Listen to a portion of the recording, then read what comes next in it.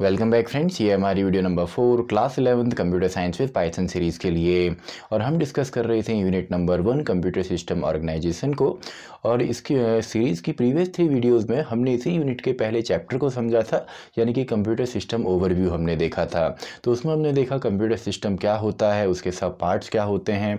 और इस वीडियो में अब हम देखेंगे हार्डवेयर से हट के सॉफ्टवेयर को, क्योंकि आपका फुली फंक्शनल जो कंप्यूटर होता है उसके अंदर हार्डवेयर होता है, लेकिन साथ ही उसको रन करने के लिए उस हार्डवेयर को सॉफ्टवेयर की ज़रूरत पड़ती है। तो चैप्टर 2 हम यहाँ पे स्टार्ट कर रहे हैं।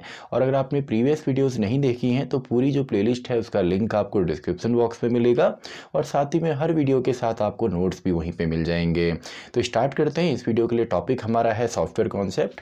तो देखिए, चैप्टर नंबर 2 में हमने इंटायरली यहाँ पे सॉफ्टवेयर के बारे में जानना है। हार्डवेयर तो ऑलरेडी हमने देखा कि मशीनरी होती है, लेकिन सॉफ्टवेयर कितने टाइप के होते हैं, हर एक सॉफ्टवेयर का काम क्या होता है, वो इस चैप्टर के अंदर हम समझने वाले हैं।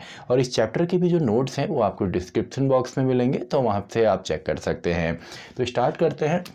अब देखिए, प्रीवियस चैप्टर में हमने देखा था कि जो कंप्यूटर सिस्टम है, कंप्यूटर सिस्टम जो हमारा है, ये मेनली 2 मेन पार्ट इसके होते हैं।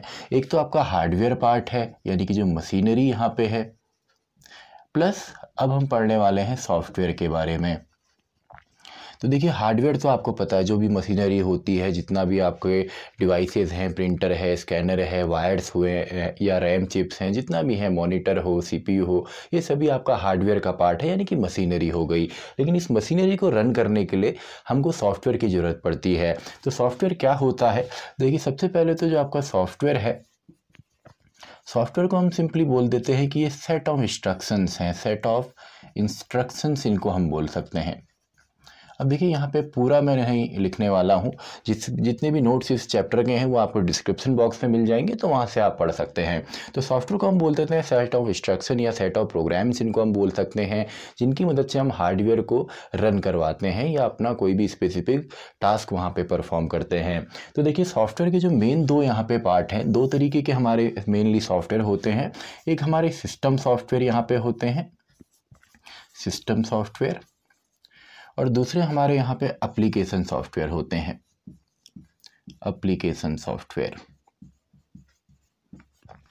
तो यहाँ पे देखिए, 2 यहाँ पे मेन पार्ट हैं, system and application.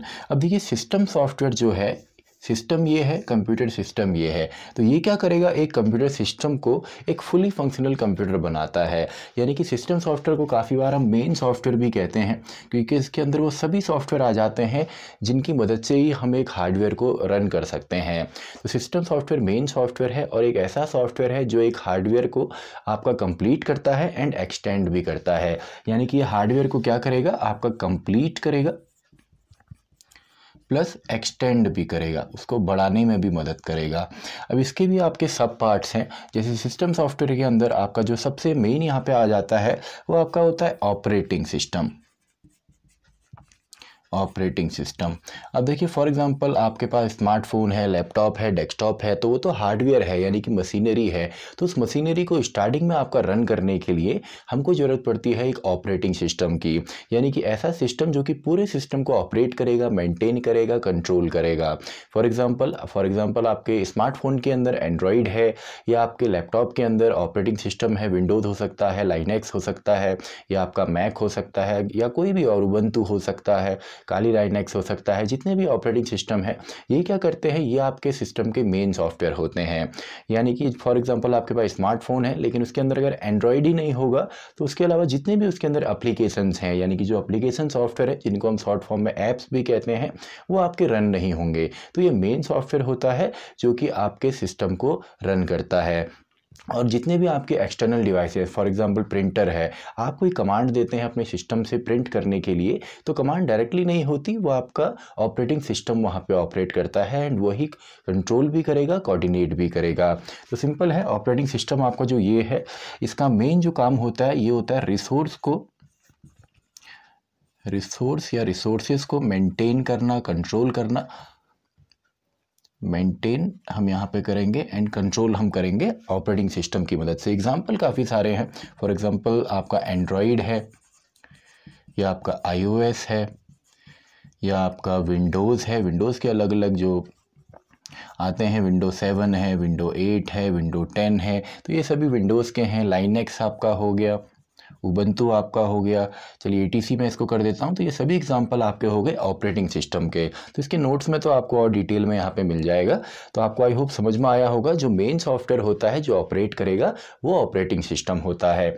Then next यहाँ पे हमारे जो मेन आ जाते हैं ऑपरेटिंग सिस्टम के बाद, वो हमारे होते हैं डिवाइस ड्राइवर्स।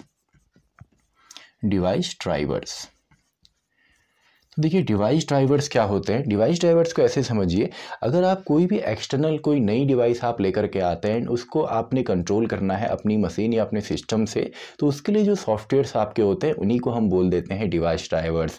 फॉर एग्जांपल आप एक नया प्रिंटर लेकर के आए, तो प्रिंटर डायरेक्टली आपका रन नहीं होता, साथ में एक CD भी देते हैं या ऑनलाइन आपको एक सॉफ्टवेयर डाउनलोड करना पड़ता है, ताकि वो जो आपका नया हार्डवेयर है वो आपके एग्जिस्टिंग हार्डवेयर या सिस्टम के साथ कनेक्ट हो सके, एंड देन आप उसके साथ वर्किंग प्रोसेस स्टार्ट कर सकें।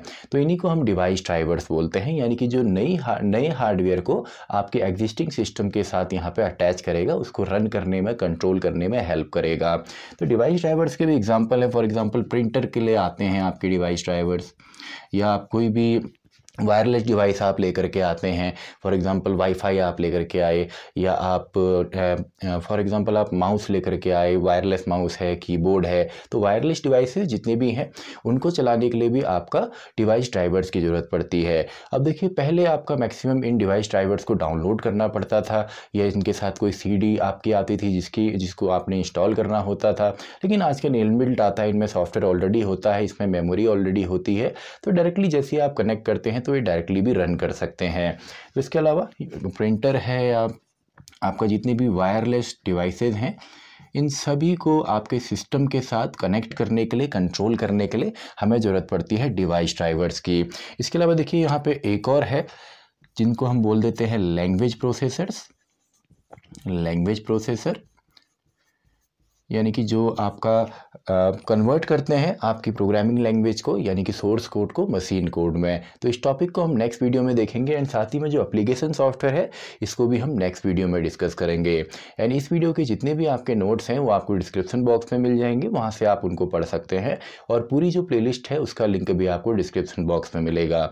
तो इसी के साथ हमारी ये वीडियो भी खत्म होती है, वीडियो नंबर 4। तो मैं मिलता हूँ आपसे अगली वीडियो में, वीडियो नंबर 5।